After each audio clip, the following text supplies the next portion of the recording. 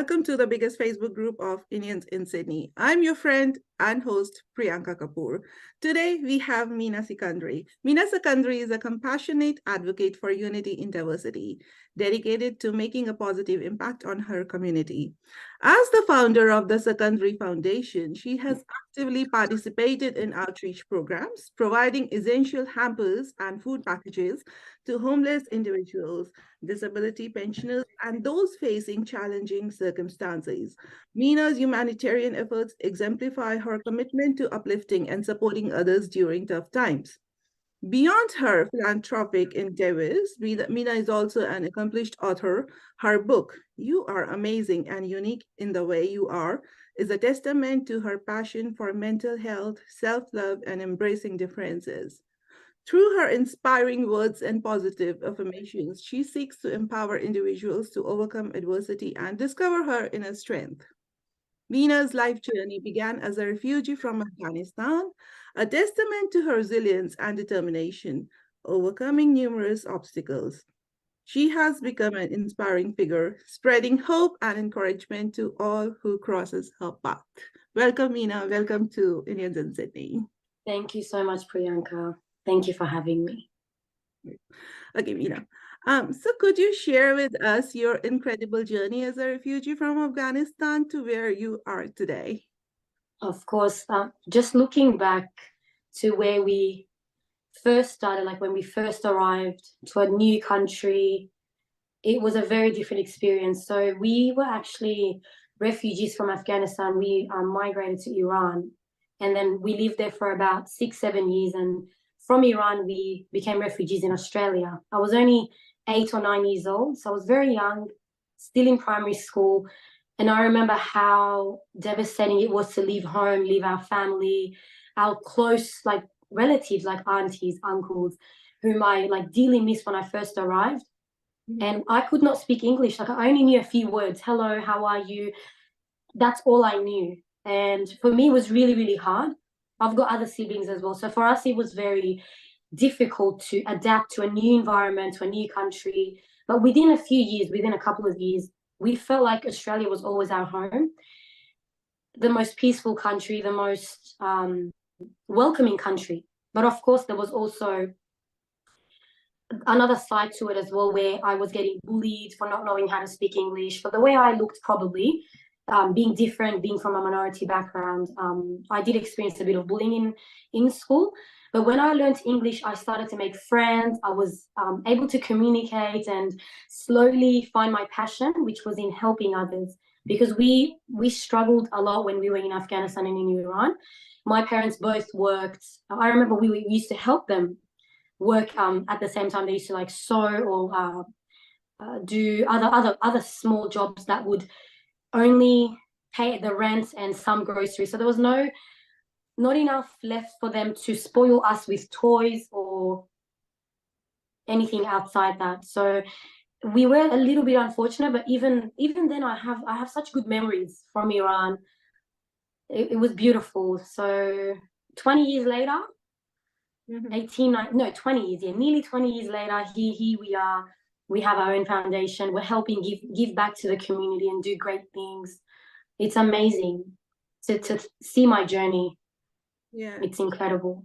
Amazing journey. Which year are we talking about? Do you remember the year? We came in 2004. 2004. Yeah. Long time ahead. Long time. Yeah. And I can't believe already it's nearly 20 years. Like when I look back, it's amazing how the time just flew by. Nearly 20 years now, and a lot has changed in good positive ways. But we're proud of like where we are as a family. And personally, I'm very proud of where I am. Yeah. That's a very inspiring journey. Did you get a chance to go back to Afghanistan by any chance? Not to Afghanistan. My dad visited a few times. He loves it there. Although like he saw the war, he went through a lot of trauma, things that would have impacted him in many ways, given him PTSD and things like that. Like it would have impacted his mental health, but he loves it back home. But after the Taliban took over, he hasn't been back. And I would love to go see my country because it's not what the mainstream media shows. I hope that people can understand how beautiful Afghanistan is. There's some beautiful sceneries. There's beautiful parts of Afghanistan that I wish and dream to visit one day, when I'm brave enough to go. But I've been to Iran. I've been to Iran in 2011. It's went to my street where I grew up in Iran, and it was beautiful. Beautiful. Yes, I've seen Afghanistan in few movies. I think it was Kabul Fiza. They showed Salman Khan. No, Shah Rukh Khan. Shah Rukh Khan was in that movie, wasn't he? I think it was John Ibrahim. Kabul John Fiza. Ibrahim, yes, John Ibrahim. He's half Iranian. John Ibrahim. Iranian, yeah. His mother, I think his mother's from Iran. Ah. Yeah, John Ibrahim. Good to hear. Good to hear. He's your half brother. Probably. All right, Mina, so what motivated you to establish the Secondary Foundation, and how has it impacted the lives of those whom you have supported? Definitely. So my dad, he was always in the community. He was teaching. He was a teacher in the Afghan community. For Saturday school, he would teach Afghan students how to like read and write in Dari, in Farsi. So he's very well known in the Afghan community, especially in the Black Town. So he used to volunteer with them, and I used to go with him sometimes in like Nowruz festivals. I would volunteer. This is in 2013, 2014 when I first started community work. I was very young. I think I just finished high school, or a couple of years I was out of high school. And I used to work, like volunteer in Nowruz festivals. I would do henna, raise money, a very good experience. And I kind of stopped for a few years, and I went back to community work when I moved to Campbelltown. And my dad always wanted to give back to the community. I remember him saying about 4 or 5 years ago, or longer probably, that, oh, let's start a community. Like, let's give back to the community. Let's host events and give back to the Campbelltown community and everything like that. But it was only like a thought, but it was always there on the back of our mind that we wanted to have our own foundation to help others, which finally became true in December 2022. One of our really amazing friends actually pushed us to finalize the foundation. And my dear friend Kamal was actually the one who said, Mina, come on, finalize it. And I remember actually 2.5 years prior to that, I did mention it to a really, really good friend of mine who's also very active in the Afghan community, that we want to actually build our own foundation and help. And she was very supportive. And we look up to her. She's also very popular in the Afghan community, from Afghan Peace Foundation. We told her nearly 3 years ago that we want to have our own foundation. She's lovely, isn't she? Yeah. So we told her, we told her that we want to have a foundation nearly 3 years ago, and here we are now. It's been finalized, and it's with the help of like the community that it happened. Finally, our dream became true, and we've had a few projects, and continuously we're assisting the community with hampers every fortnight. Our president, which is my dad, and my sister, who's the director, Marwa, they actually drive to Penrith to collect the hampers from Second Bites, which we've partnered with them, and they are the ones who give us the food hampers, and we distribute them amongst public schools, local schools, to the community. Anyone who's vulnerable that needs assistance, we give it to them. I've done a walk for them in one of their charity programs. If you remember, I think it was in 2020 or 21. It was an Ambassador Function Center in Fairfield. I don't remember. Yeah, Afghan Peace Foundation. I think it was a Mother's Day. Nice. Oh, I couldn't make it to that one. I think I just had my son, I think. Okay. I think I had my son then, yeah. I did a walk for them. It's so great. Like, we have such a good connection with her from her community, and she's very supportive. We support each other, and it's amazing. Without support, I don't think we can get anywhere. Yeah, Pal and me were like, we were two people in single sleep. We used to be all together all the time. Now she's busy in her life and I'm in mine, but we are still very good friends. That's really cool. She's amazing. Yeah. Yeah. Mina, your book, You Are Amazing and Unique in the Way You Are, carries powerful messages of self-love and acceptance.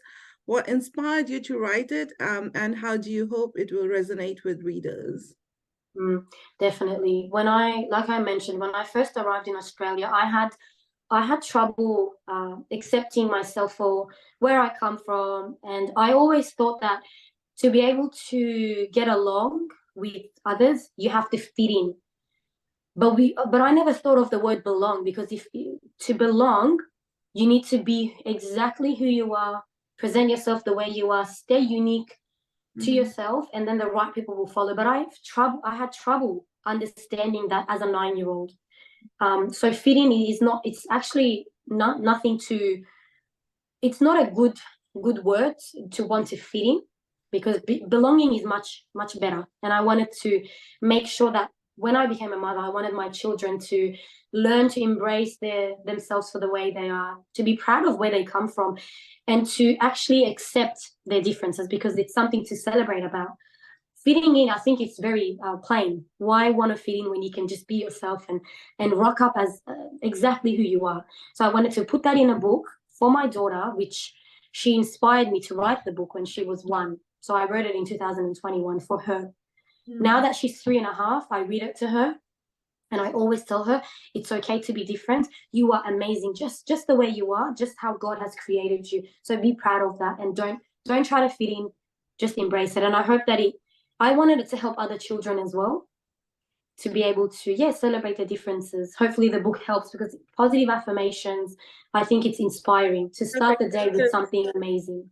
Self-acceptance and self-confidence is very important. And it's something that most people struggle with, which is why I think there's so many issues in the world. Because if a person who has self-love, if an individual has discovered self-love, if a person has discovered confidence, and they are proud of who they are, nothing can get in their way. No matter what people say, because they know who they are, it's not going to impact them. So it's like, it's a strength you have that will help you achieve great things, because you're not going to let anybody get in your way, because you know who you are, you know your worth, and it's very important to have that. Especially for women and girls, it's very important to have that self-worth, that no one can get in your way. You have exactly the whole world in front of you, and you can get what you want. If you try hard and be consistent, yes. Definitely. Yes. So Mina, as a passionate advocate for mental health, what steps do you believe individuals and communities can take to reduce the stigma surrounding mental health challenges?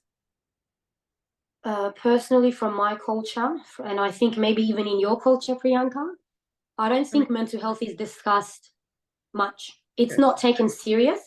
It's taken as a weakness or some sort of issue. Seen as like, if you have mental health issues, then you're not good enough. You can't be trusted. You can't be, what's the word? It's like you're outcasted. You can't be relied on if your mental health is not well. People just see you as something not normal. And they don't think that it's actually something very important that we need to focus on, because it's how you feel. And it impacts others. You will treat others differently. You won't be yourself. You won't go out, like, you won't be an outgoing person. You will always be to yourself, and you won't reach your full potential, because you're not okay. You're feeling depressed or anxious, or even maybe some people even have suicidal thoughts. Yes. That's how bad it can get. I knew someone, yeah. And then talk people to them all the time. This is not right. Suicide is not a solution to everything. And they judge you. Like, if they say, oh, you're suicidal, you actually get judged that you're weak. It's something, and it's heartbreaking for me to know that someone has suffered so much that they believe they have no support, they cannot rely on anybody, that they want to end their life because it's the end. To me, that's disturbing. It's heartbreaking for someone to feel that lonely. And I think we can do much better, especially from my culture, from not just the Middle East, like Southeast Asia, like our culture, we don't take it serious at all. And there's not enough workshops, there's not enough forums or programs on how to deal with mental health. I think we need to prioritize that, because that's the very first thing that we need to feel. We need to feel good. We need to feel happy. We need to have that peace of mind. So mental health, it's, for me, very important. Very important. Mental health is very important. And I have a huge respect for people or women who have literally overcome depression or doing something in their lives. Like me and Nadeem, we were in an event on the Sunday, and this lady, she overcome depression. She was depressed till last year. This year, she smashed it. You should have seen the event, where Wow. she she held it single-handedly with so many obstacles. I have so much respect for her. Her name is Devi Datta, and I have so much respect for her now. Amazing. Yes. To me, that's a champion. If you overcome depression, especially in today's society, there's so much pressure, there's so much standards. You need to be, at a certain level, at a certain place. And it puts that pressure, like, am I not doing enough? Am I like not, am I not enough of a person? And it actually does give you depression, because if you continuously feel down, every day that you wake up, you don't feel well.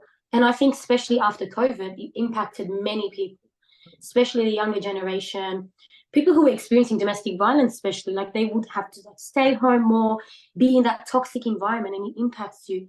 And my one advice is always get help. Talk to someone you can trust. Talk to a professional. They can help you. You Dr. just need empathy. Yeah, you just need to empathize and Never, show more compassion towards people who are struggling. I never let it get to your brain, If you break once, you're gone for so many months or maybe years. So I would say, and I have respect for those people who support people with depression. So I have so much respect for them. They're literally like counselors, doctors without the and capes. and they must be struggling as well, because we never know, like even with me, for example, some days I don't feel happy, sometimes I'm down, but I always pick myself back up because I've practiced those strategies. That's I've what you gotta actually do. Pick yourself received up. amazing advice from people who have told me how to manage stress, how to manage when I feel anxious. And I share that knowledge with people in like my relatives, my family, my friends, anyone who reaches out to me. Even if I don't have the emotional capacity, I still try my best to not take it personal, to not let it hurt me too much, to actually help them, give them advice, tell them to practice affirmations, because it actually helps. It's all in our mind, like Yeah, how we mind our is mind, yeah, our mind is so powerful, very powerful. Yes. very powerful. That's why I said don't let it get to your mind. If someone is mean to you, just hear from here and just let it go from the other ear. Don't let it It's a get, skill to practice. yes, don't let it Yeah, get to your heart or your mind. Yeah, lovely. It's lovely coming from you. Lovely talking to you. thank you. Okay.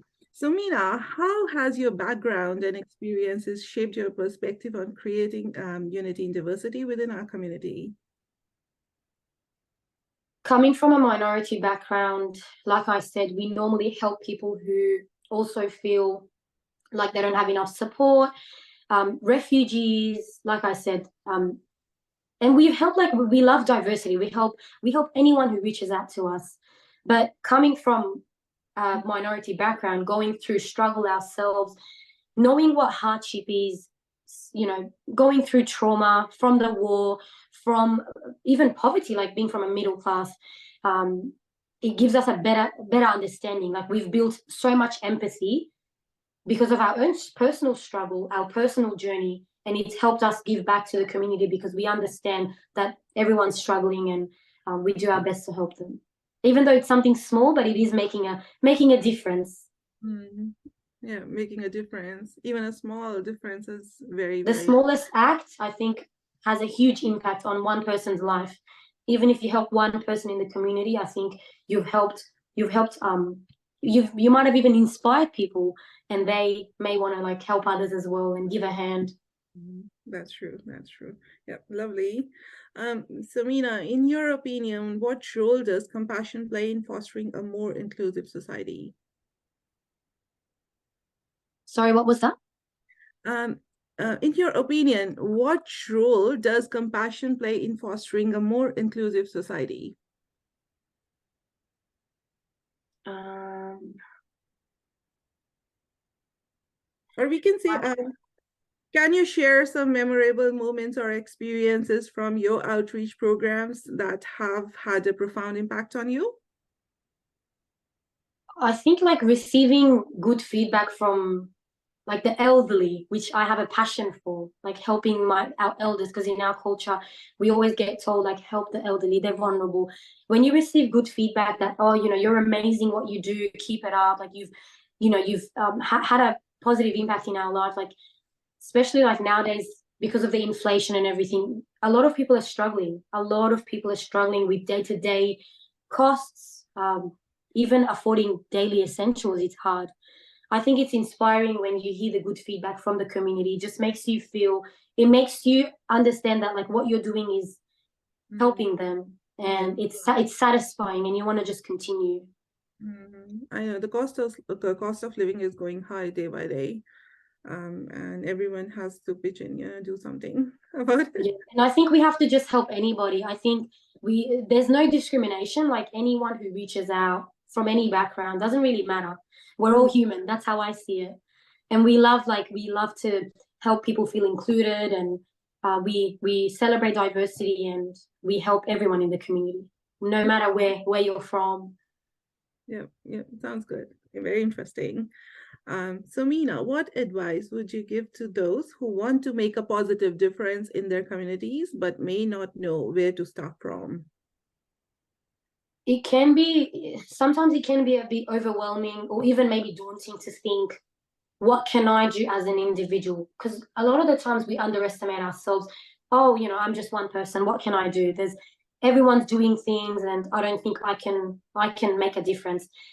I think it's important to get involved in your community. Give a hand, like start volunteering at your like community anywhere. Get to know more people, be more involved, get out of your comfort zone, and slowly it will make you see your vision. Because what I tell as a mentor, actually, with ABC, and I mentor high school students, mainly women, like mainly girls from disadvantaged schools, and we help them. And a lot of the times they say, like, what can I do to gain confidence? What can I do to find out like why I'm here? Because even in my children's book, I wrote that we are here for a purpose. We all have a purpose, which is why we're here, and we're all useful. No one is useless. We all have a point. Like God has put us here to make a positive change, to have an impact in someone's life, in the environment, in the community. So get involved in your community, start volunteering, help someone. It actually makes you feel more confident. And just by that, you can slowly find your passion, that if you're still interested in volunteering, if you're still interested in community work, and if you enjoy it, you never know where it will take you. It's rewarding, it's satisfying, and there's nothing that you want back, like that you want in return. It's just like about giving back and not bragging about it, not expecting anything in return. You just go above and beyond because you want to actually help, being genuine. So start from somewhere local. Yeah, support. I'm sure Nadeem is laughing right now on me because I supported this event, and somehow they didn't take my name. I was like, no, you should be taking our name. We are in Sydney. We supported you. And I'm sure Nadeem is laughing right now. Yeah, we can all help each other and give it like cool. He's like, Priyanka, let it go. Even if you don't, that's all right. So I'm like, no, I'm kind of a strong person. I'm like, no, if we did something, we should be recognized. And he's like, no, Priyanka, just do it and forget about it. So I'm sure. If others want to recognize you, I think it's fine. Mm. Like an organization or a community wants to recognize you for your amazing work, I think that's also rewarding. It does make you feel like you're being recognized and appreciated. It's just a good feeling, a satisfying feeling. It's not necessary, but when someone does recognize you, I think it's a good experience. Then it gives you more power to do more better things. And it gives you the idea we should be doing more about something about this. We should be supporting more events, doing more work. And it's sort of a reward. So yeah, I totally agree. So Mina, how can we encourage and empower others to embrace their unique qualities, embrace diversity? Definitely. The most hardest thing, I think, for young people, even from my own personal experience, it's really, really hard to discover self-love, because it's seen as selfish. It's seen as, oh, you're all about yourself, or you're too confident. I think there's no such thing as being too confident. You're either confident or you're not. And even if you are too confident, I think that's a really good thing. Because if you can actually accept yourself, accept your insecurities, which we all have, I think we all have insecurities. We all have something that we find hard to accept, but it's about practicing. It's about speaking to yourself, which it might sound a little bit crazy, but talking to yourself, self-talk, self-awareness, reflecting. You know, what I do during lockdown, I did this so many times because I struggled with like self-acceptance.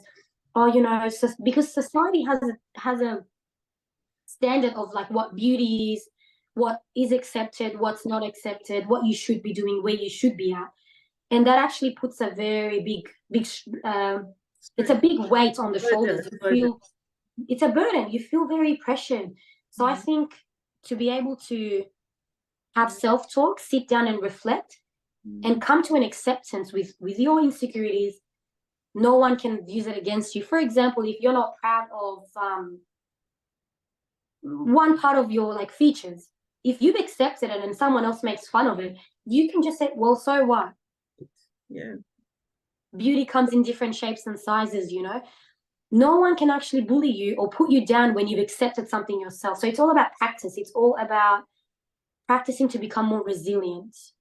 And it's something you can do when you're alone. Because if you're distracted with a big group or too many friends or too many noises in the background, it's not going to really help you focus because you're always distracted. With me, when I found myself was when I was the loneliest and the happiest. I used to think like, oh, being around a big group is important, having friends, having too many connections. I enjoy my own space, like being alone. I love it because it helped me find myself. It helped me sit down. I actually was writing it as well. You cannot control this, what you look like, because that's how you were created. You need to come to an acceptance with it. So to me, self-love, it's a practice. You need to affirm yourself. You need to make sure that you're appreciating what you look like, what your body shape is, because the way I put it, I say to myself, I'm not on earth to just be pretty. I'm not on earth to look like the Kardashians, for example, because they're the mainstream, like they're everywhere. You know, what they're doing is good for them. People. Yeah. What celebrities are doing is for them, because that beauty standard comes from there. That's where all our insecurities come, because we compare ourselves to celebrities. We compare ourselves to Aishwarya Rai, for example. She's herself and then I'm me. So we're two different people, but she's beautiful for what God has given her, and I'm beautiful for how I am. So it's about just practicing. Yeah, it's a long journey. It can take years, but I think it's important to practice self-love. That's true. Reflection is very important. Definitely. Like for me, for example, with me, like when I used to model, I used to make sure I'm in between size 8 to size 12. So as soon as I would hit size 12, I would start gymming and going running and all that. Now I've accepted myself and I've come to a point I don't care. That's amazing. Whatever size I am, I'm happy with it because I know what I am. As long as you're happy, I'm comfortable. as long as you're healthy, that's all that matters. Yeah, I don't have to starve myself. I don't have to go to the gym. It's not a good thing, but anyways, I'm happy the way I am. What makes you happy at the end of the day? Yeah. Yes. And that's what the life is. Yes. Exactly. Yeah. That was a very beautiful answer from you. Very good answer. Okay. So Mina, what are your future goals and aspirations for the Secondary Foundation? And how do you envision it evolving into the coming years? Personally, I've always had big vision for myself. I've always set goals, like high goals for myself, because I really want to reach my full potential. Like Dr. Jordan Peterson says, everyone has a potential, but we just haven't discovered it yet. And I've always set high goals for myself. I've always had a high expectation of the person I want to become. I'm not perfect because there's no such thing as perfect, but I always practice to become someone who's inspiring, someone who speaks positive, someone who forgives easily, someone who's at peace. So with our foundation, we have many, many amazing goals for the future. We want to host, multicultural events in the future. There's some things that I would like to keep as a surprise, but in the future, we do hope to like collaborate with more organizations, work together to make something, to give something amazing and fun and colorful to the community. So that's the goal. At the moment, we are, giving hampers to the needy, and I think that's still something amazing that we're doing. The director and the president from our foundation is doing that in the background. We don't post about it all the time because that's something we're going to do continuously. We're going to be giving hampers to the local schools, students who are struggling, to disability pensioners. But we do hope to do more for refugees, for women, to have more workshops about like domestic violence. We have some amazing vision for the foundation in the future. And I'm sure that it won't happen without the support of the community. So we will be working together with organizations to make sure that it happens. Yeah, it would happen. It would Definitely. happen. With the confidence you have and your hard work, it's going to happen. Hopefully. Yeah. Mina, how do you stay motivated and resilient in your philanthropic efforts, especially during challenging times? It's a very difficult journey. It's you would know, Priyanka, like you've got kids as well. You have I'm pretty sure, outside of like Indians in Australia, you have another career, obviously. Like we're so busy in our day-to-day life, like working, being a mom, working at home, Cooking, cleaning. community work, cleaning, Mhm. looking after our children, and making sure that we also take care of ourselves. Sometimes it can get challenging, and it's okay to have unproductive days. Some people call it lazy days, but I don't think there's such thing. It's just unproductive days because you need a break as well sometimes. And there are times where I take a break from community work because it can get overwhelming, especially when I have to like look after my young kids. My son's only 1, my daughter's 3. Sometimes it's not fair for me to leave the kids with my husband all the time. When he comes from work, he gets home at, let's say, 6 p.m., for example, and if there's a community event at 7, he's just come from work, where I have in the past left the kids with him, attended a community event that I've been invited to. But what I do now, it's about prioritizing. If you don't want to feel overwhelmed, if you don't want to feel exhausted and anxious, take a break. We don't have to say yes to everything. Yes, it's fun to attend, and I love when I get invited to community events. It's rewarding, it's fun, you get to network with everybody.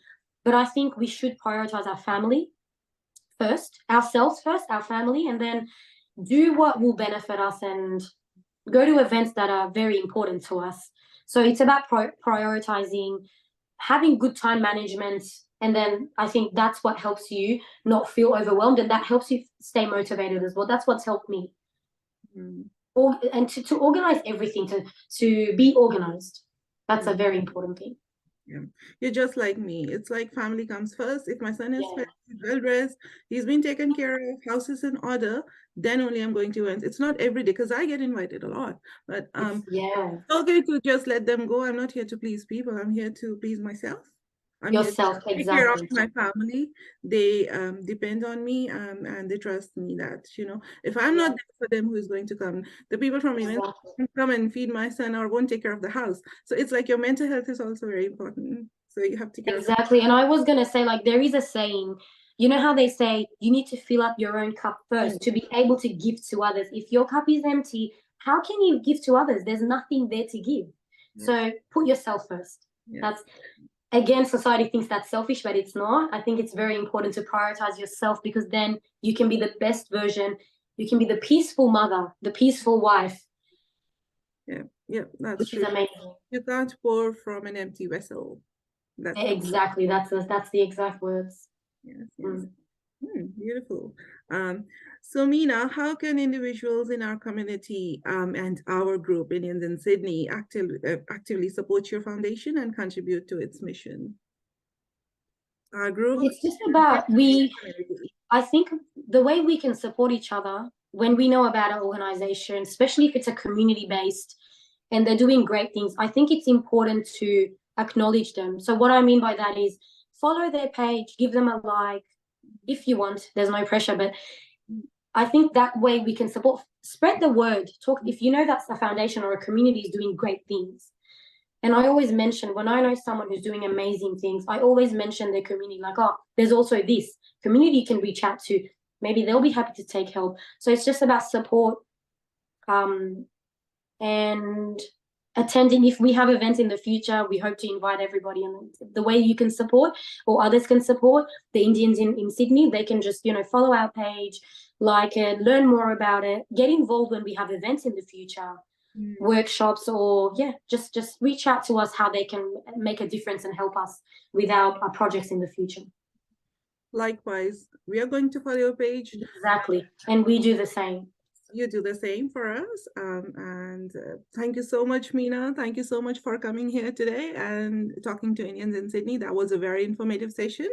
Thank you for having me. So beautiful talking to you. It was literally like from heart to heart talk with you. Yeah. And I would like to connect with you from here on. Exactly. And we can definitely do some future events together. Definitely. So, as I said, we are going to follow you, and you please follow us back. Amazing. That's amazing. Thank you, Priyanka.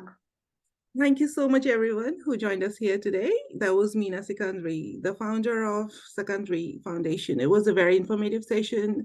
Please do go and follow her page. And if you have any problem, you're more than welcome to talk to me. Or if you are undergoing anything like domestic violence or mental health, I'm sure Mina is there to support you. And you have people, just go and talk to people if you're going through anything like mental problem. Even if you don't have counselors or doctors, you can come and talk to me, or you can go and talk to anyone who's close to you. Thank you so much. Thank you. Have a lovely day. Take care. Bye.